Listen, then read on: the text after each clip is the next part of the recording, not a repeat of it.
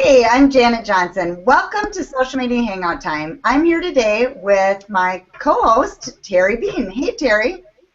Hey, Janet, how you doing today? I am great. Cold, as usual, but I can't, that's kind of the way of the world in Minnesota, as you know. Yes, ma'am. Welcome to the Upper Midwest in February. It's how it is. Hey, Exactly, we're really, exactly. we're really excited. We're bringing a longtime friend of mine on, Kevin Crayson. Kevin founded BizNet Internet Solutions back in 1994. They started out as an internet service provider, then grew into a web app development company, spent some time building mobile apps, and now they're playing in the really exciting place of marketing automation, which is effectively, you know what? I'm not even going to tell you what it effectively is. We're going to let Kevin Crayson tell you what it is. Say hi to Kevin Crayson of BizNet. Hello, guys. Thanks for inviting me to join you today. This is fun. Welcome. Thank you. Happy to have you, bud. Happy to have you. Janet, do you want to start off and ask a couple questions? Well, yeah, we're going to talk today about why 2015 is the year of marketing automation. So do you want to go a little into what is marketing automation? Why do people need this?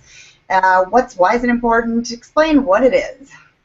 Happy to. Okay, so we all know that marketing has had a hard time validating itself, and by that I mean proving the return on investment. Marketing for a long time has been kind of a guess and shoot type of industry, really. You know, we would buy ads and we'd hope for the best, and we'd hope that we were hitting the right market, and we'd hope that we were getting enough viewers, and et cetera, et cetera. But at the end of the day, it was really hard really to prove what marketing produced what results. In fact, there's an old adage by John Wanamaker, who's an old U.S. statesman, well, a deceased U.S. statesman, dating back to the late 1890s, where he said, is famous for saying, you know, the problem is, or 50% of my advertising is wasted. The problem is I don't know which 50%.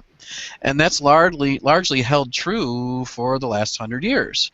I would go out on a limb and say that marketing automation solves that problem. Wow, And that's how a big statement. I think it is. But, you know, the difference ultimately is 100 years ago and 50 years ago and 20 years ago and even 10 years ago, we just didn't have enough data. Thanks to the internet, though, and, you know, the fact that everything is recorded, including this conversation, Yes, exactly. that the amount of data that is available today at an individual level or you know, at a company level is fantastic, and being able to tap into that data and use it. I say that on purpose because initially, when you think about the idea of, a lot of times people say, "Oh, that sounds like Big Brother," and I'd be like, "Yeah, but you're thinking about it in the George Orwellian, you know, version of Big Brother." But everybody who ever had a Big Brother, you know, they kind of looked up to their Big Brother. All right, and so really, it's just perspective, right? So sure, it is a very much like having a Big Brother, somebody to hold your hand and guide you and help you out in life. You know, they have to have your best interests at heart, and if they don't, well, that's where it gets a little creepy, right? And that's where it becomes a little Orwellian, I guess. But I look at it optimistically and positively, and choose to use marketing automation to help society by understanding what people need better and being able to deliver what they need, and through education and things of that nature. And I know that doesn't really answer what marketing automation is yet, but what marketing automation really truly is a system, a process, a combination of things, technology, tactics, the way people do things, putting it all together that allows you to really watch a prospect from the very moment that they become aware of a solution to the point where they're really truly ready to buy that decision, that solution, and it's a nurturing process. You know, everything starts with awareness. Well, everything starts with a problem, right? Nobody's ever going to buy anything if there's no problem, right? Or pleasure. I guess it's pain or pleasure, right? So we deal in solving problems. You know, unless we're selling Mercedes or Lamborghinis, and I'm not really selling those yet. So today we focus on helping people solve problems. Our clients tend to help their customers solve problems, and so everything starts with awareness.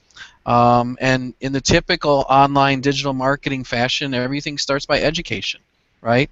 And marketing automation is no different. In fact, social media is often the beginning of a relationship, of an automated system, right? And understanding what I mean, if you know how to listen in social media, everybody tells you what they need. They tell you what their problems are. They tell you what they're looking for, right? The problem with social media in general is that most people don't listen. Most people are just screaming, out there, and it's the listeners really who have learned how to really truly benefit from social media. But just as an example, right? Do you think partly that's because of the name itself? Social media, media traditionally is something that's broadcast as opposed to a conversation. You think it's even just in the naming convention that's where we got it wrong? That's an interesting thought. I never really thought of it that way.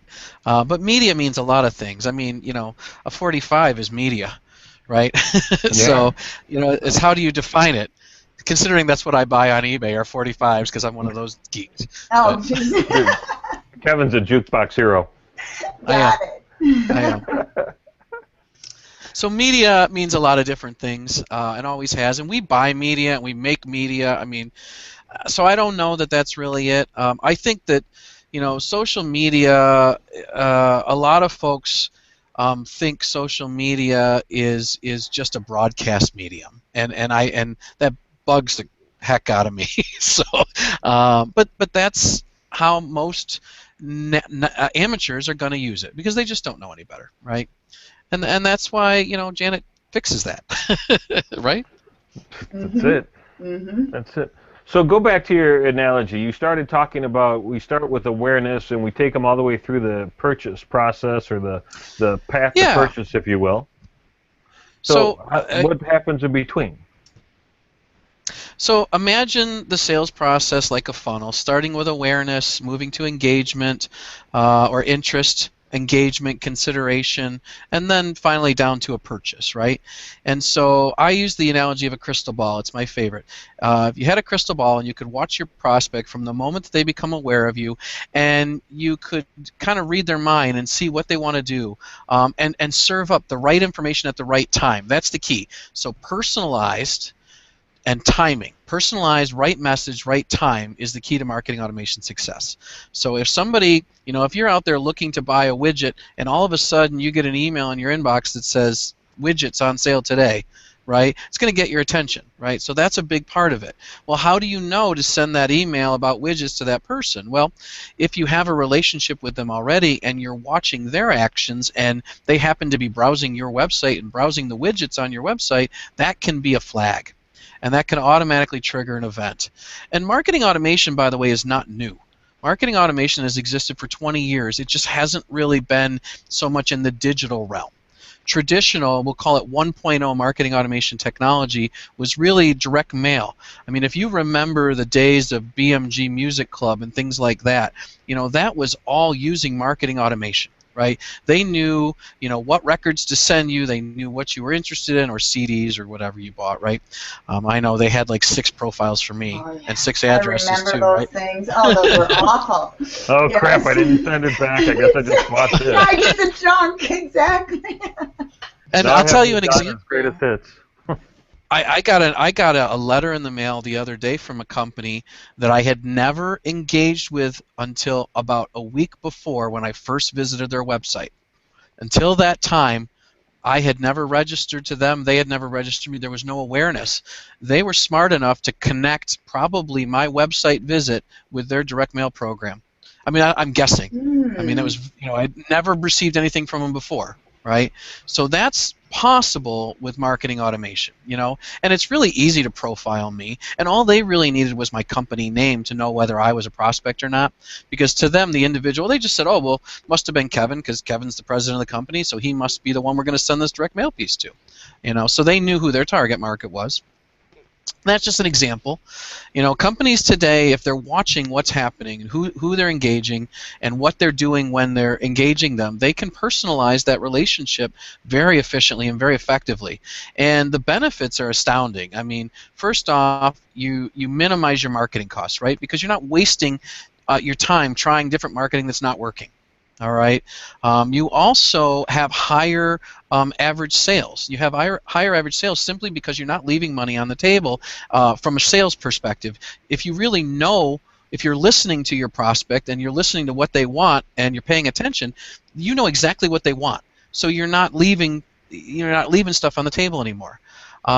You get better sales and balance between sales and marketing because you've got such a deeper view of the sales funnel than you ever have. Because think about CRM for a minute, right?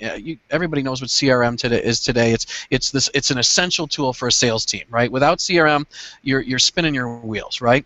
Well, marketing automation is part of the CRM software stack.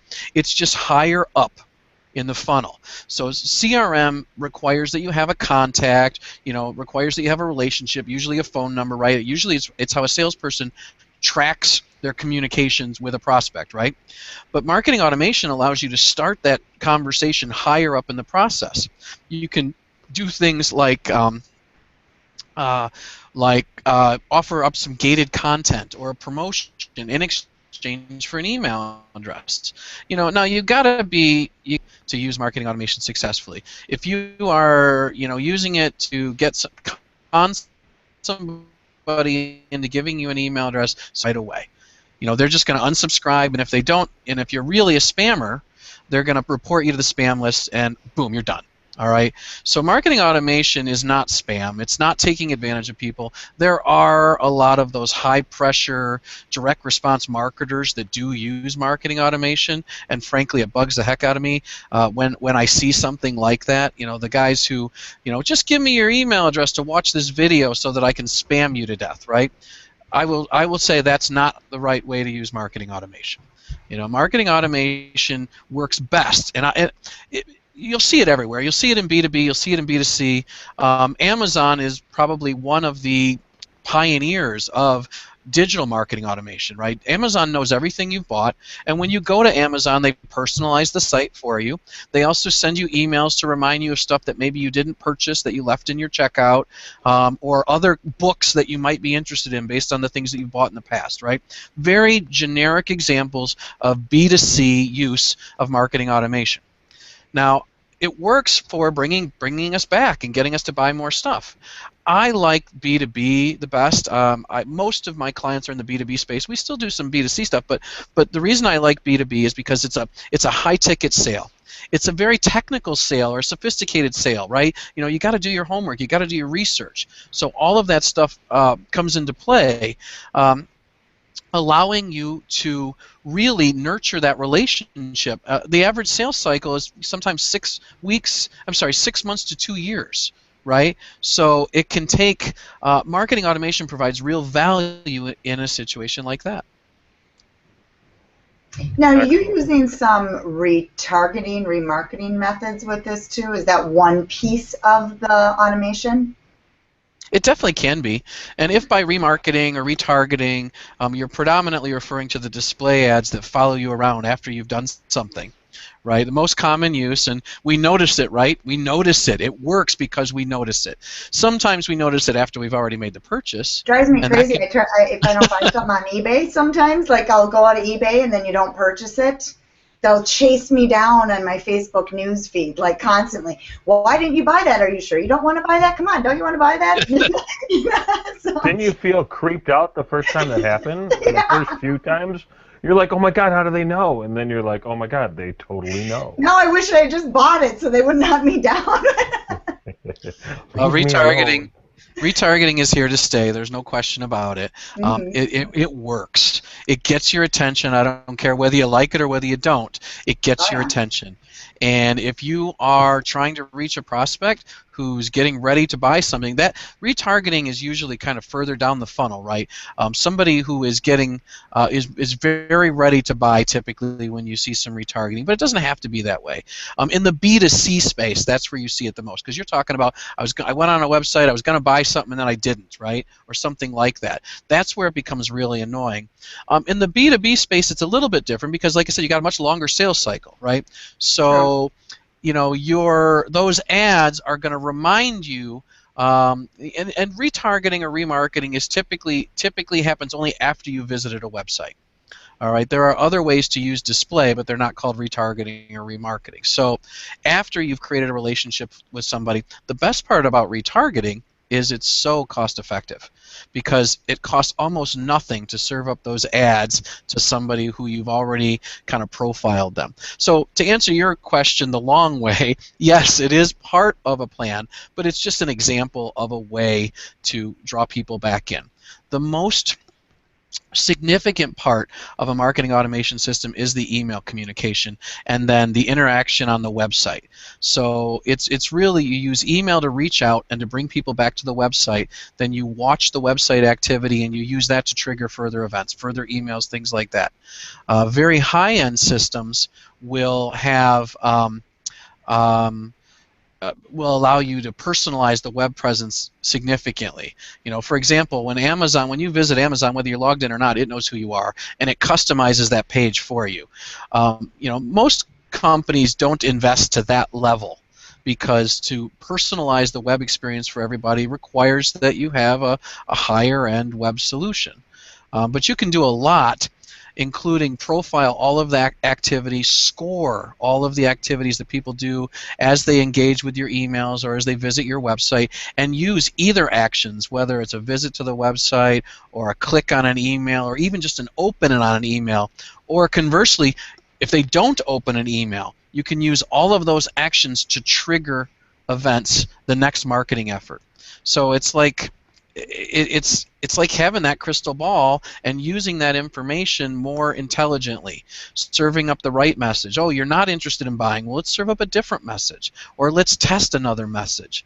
You know, you can do A/B testing to figure out really which messaging has the best result, right? And continue to tweak your plans.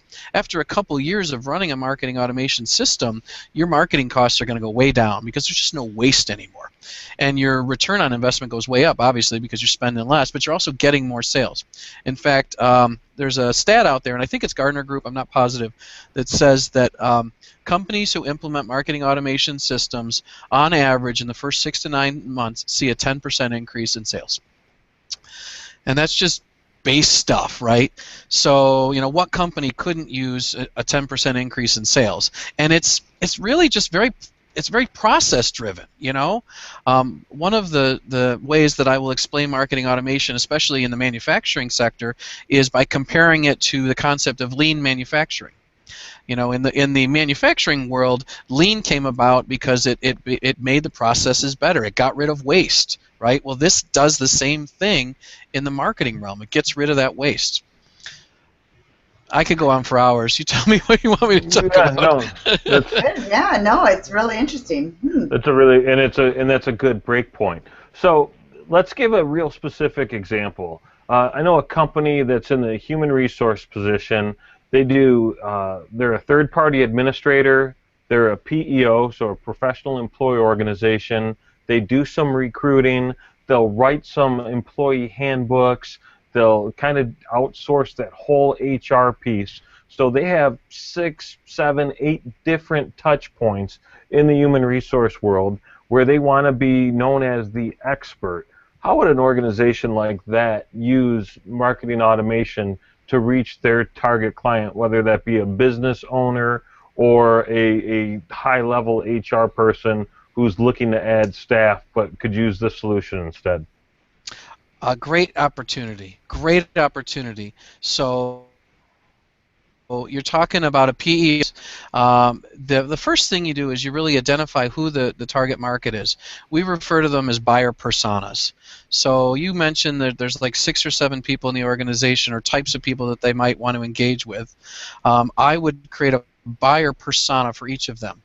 And a buyer persona is an example prospect, an example customer, a profile for them. And so you use that to really determine what kind of messaging you want to give to them. So, and this is before you start to personalize it, right?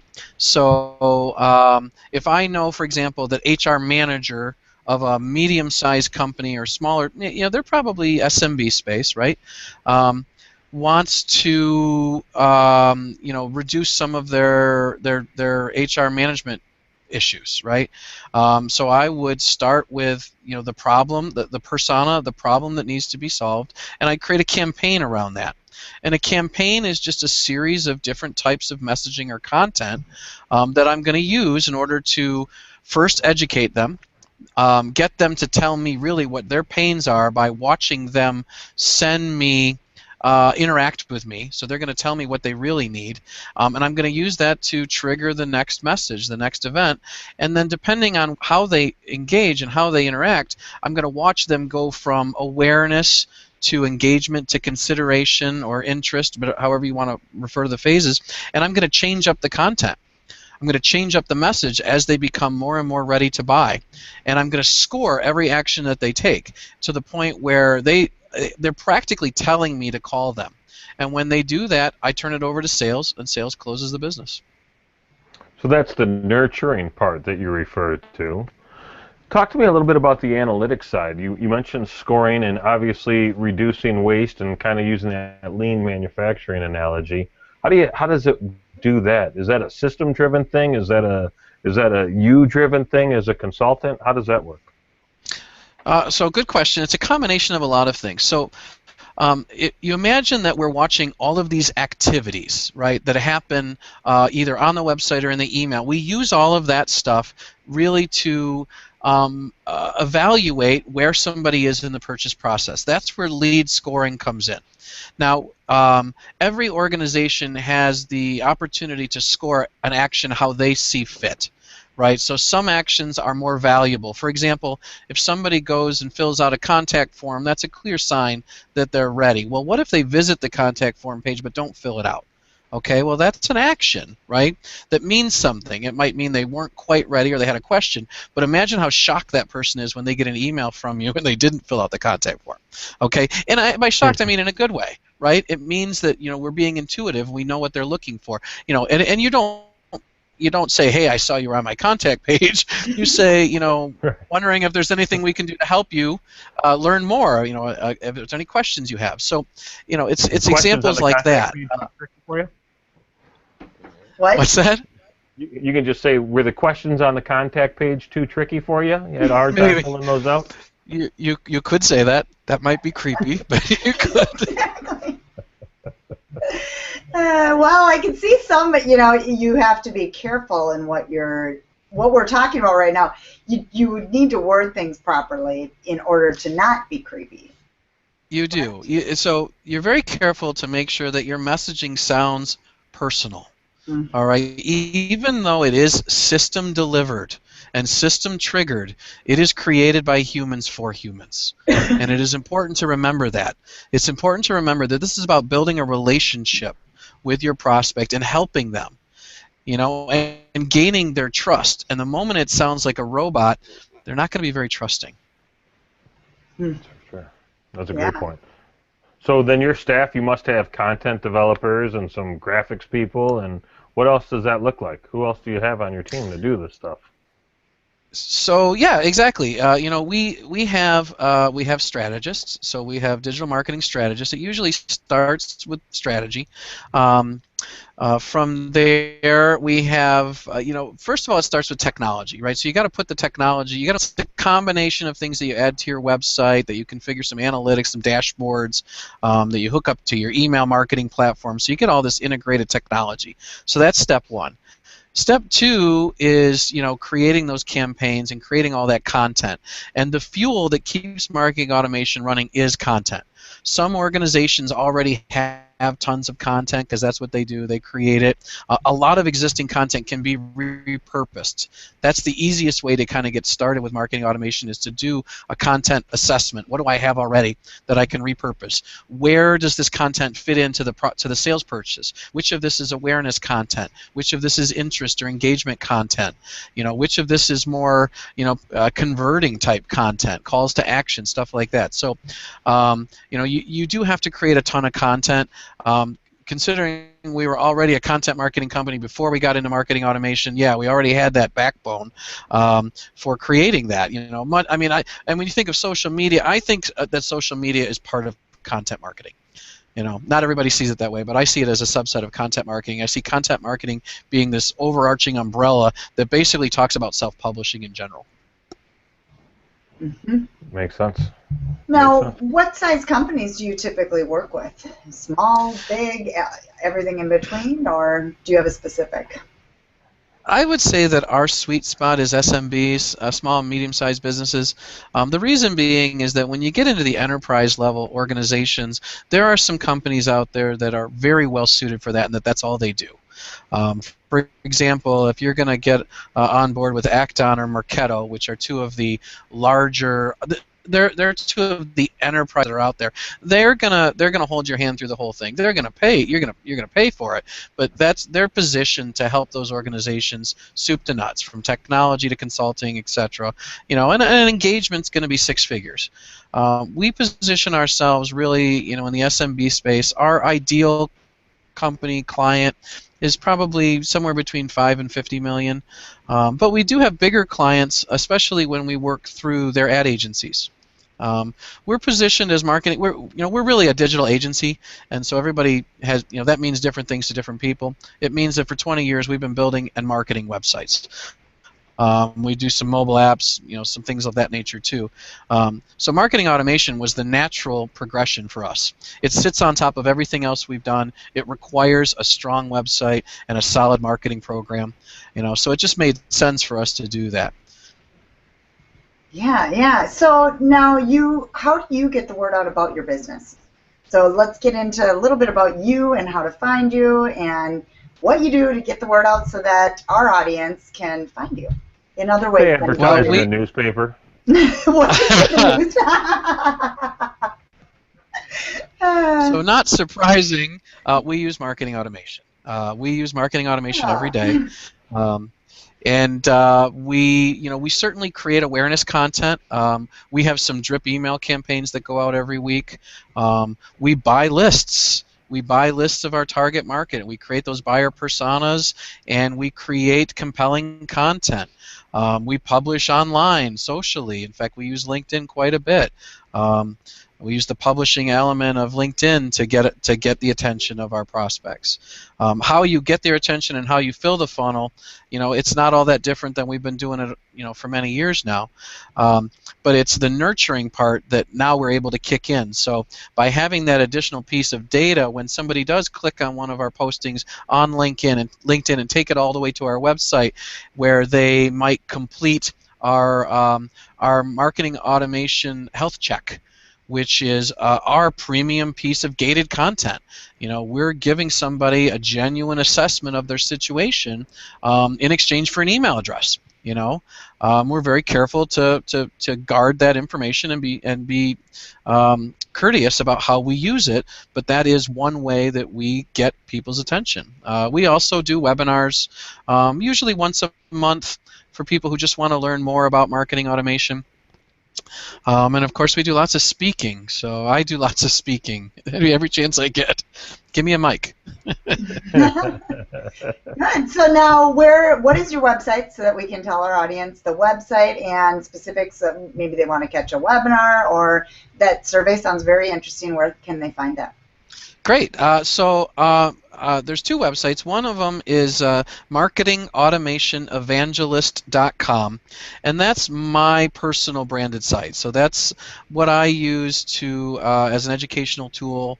I'm almost done writing my book. I'll use that to kind of get the word out about that.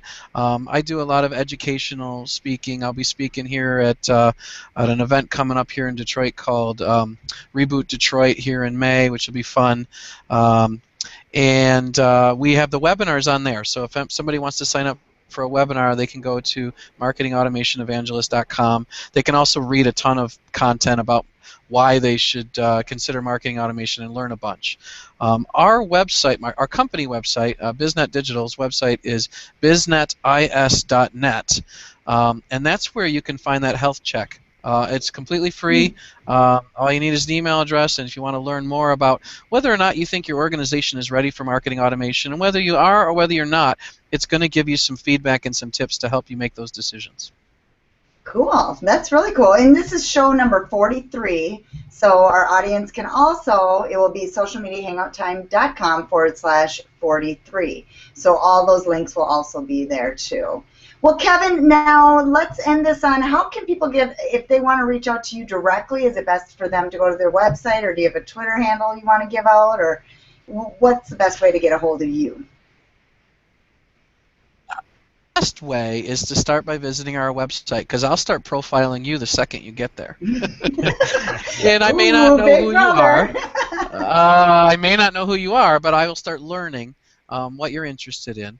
You can certainly find me on LinkedIn. My Twitter handle is Kevin Biznet, where you'll always find some information about marketing automation, because I'm constantly tweeting it and retweeting it. So there's all kinds of good stuff out there. Of course, LinkedIn is where I connect with most people, so definitely can find me on LinkedIn. As I've learned, there's no other Kevin Craysons out there, so it should be easy to find me. Exactly. True fact. Well, cool. Well, thank you so much for your time, Kevin. Anything you want to add, Terry? Any last tips? Anything people should do to get ready to be marketing automation ready in 2015? I would say the first thing you can do is spend a little bit of time learning what it is. My personal opinion is that everybody is going to do this in the next 3 to 5 years, because if you don't, you will lose market share. It's just that simple. You don't really have a choice. The smarter marketer wins. So start teaching yourself. My marketingautomationevangelist.com website has a whole bunch of educational content. So just help yourself. There's no password, no email, no nothing required. Go and read. Learn as much as you can. Great. Cool. Well, thank you so much, Kevin. We enjoyed having you on our show. Absolutely my pleasure. Thanks to both of you. Thank you.